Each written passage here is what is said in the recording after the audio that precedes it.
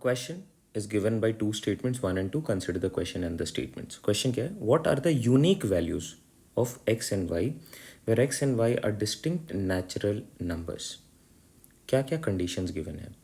मुझे बताना x की एग्जैक्ट वैल्यू क्या है और y की एग्जैक्ट वैल्यू क्या है. इसके लिए स्टेटमेंट 1 मेरा हेल्प कर रहा है. बोला जा रहा है x by y is an odd value. तो ऐसे बहुत सारे वैल्यूज़ हो जाएंगे x और y के लिए जहाँ पे इनको डिवाइड करने पे आपके पास एक ऑड नंबर आ जाए. ठीक है. जैसे मान लो यू से 9 डिवाइडेड बाई 3, तो ये आ गया 3 इज़ ऑड. या मान लो 12 divided by 4, you get this as 3, तो ये भी एक ऑड नंबर है.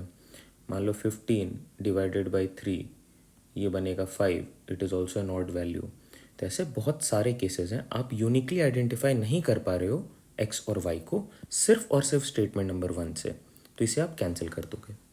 ना इस डेटा को भी आपको भुला देना है. अब आप सिर्फ देखोगे गिवन है x इंटू वाई इज़ 12, तो मैं स्टेटमेंट 2 को ज़रा यहाँ पे इवेलुएट कर रहा हूँ. क्या है given? x into y is equal to 12. क्योंकि ये नेचुरल नंबर्स हैं तो ये 1 से स्टार्ट होंगे मिनिमम. तो 1 इंटू 12, 2 इंटू 6, फिर क्या हो सकता है 3 इंटू 4, 4 इंटू 3 भी हो सकता है. x की वैल्यू 4, y की वैल्यू 3. नाउ 6 इंटू 2 भी हो सकता है एंड 12 इंटू 1 भी हो सकता है. In all of these cases the resultant is 12. तो देखो 6 केसेस बन रहे हैं. इससे भी एग्जैक्टली आप बता नहीं पा रहे हो कि unique value of x and y क्या है. अब अगर आपके पास डबल क्रॉस आ जाता है डेटा सफिशिएंसी के क्वेश्चन में, then you have the liberty of combining these two statements. और सिर्फ आप तभी कंबाइन करते हो अगर डबल क्रॉस, मतलब single handedly both the statements are not sufficient to answer these questions. अब आप स्टेटमेंट नंबर 1 के डेटा को भी यूज़ करोगे. बोला जा रहा है x by y is odd. तो आप चेक करो इनमें से कौन कौन से केसेस में x by y is equal to odd आ रहा है.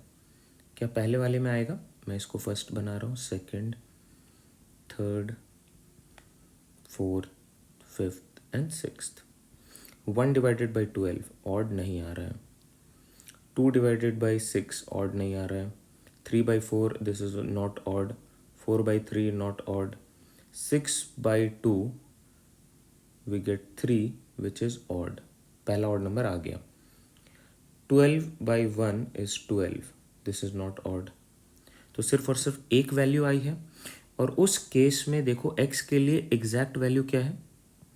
x के लिए एग्जैक्ट वैल्यू है 6, y के लिए एग्जैक्ट वैल्यू है 2. तो ये डिटरमिन हो जा रहा है if you use both the statements. So if you combine this is possible. तो आप बोलोगे the question can be answered using both the statements together but cannot be answered using either of the statements alone. Option C is are correct fit.